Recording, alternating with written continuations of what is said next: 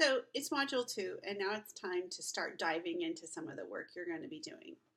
In your reading, you're going to be exploring what journals you want to submit your publication to. And you're going to notice in your journal, in your reading, which is how to write your journal article in 12 weeks, that it gives some outlines for what's a good publication outlet and what's not.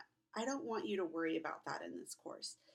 That chapter is giving advice to people who are sitting in an academic position that need to be able to make some decisions about who they're submitting to, because assistant professors, associate professors, and professors submit to journals that are peer reviewed so that they can further their academic work.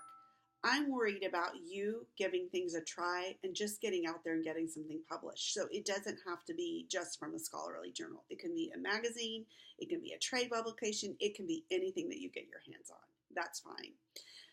The second thing that I want you to note is you're going to need to target that journal, because when you target a journal, you're going to know what the journal wants the articles to look like, so that when you're shaping your article, you're doing it around the construction of what that journal is going to want. So you get pretty specific about these things, because there's no reason to write something and then submit it and then it'd be completely not aligned to what that journal looks like.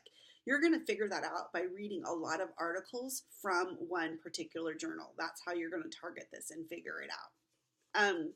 Another thing that I wanted to just check in the book, because I wanted to remind myself about something, is you're going to note, like on page 112 in your textbook, writing your journal article in 12 weeks, that there's some work pages. Obviously, I'm not checking if you're doing the work pages or not, but the work pages are there to help you as you work through some of these things.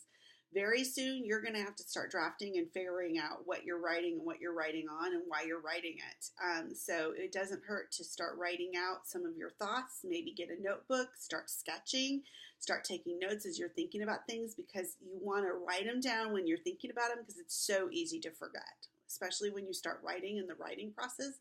You want to write down everything that you're thinking about.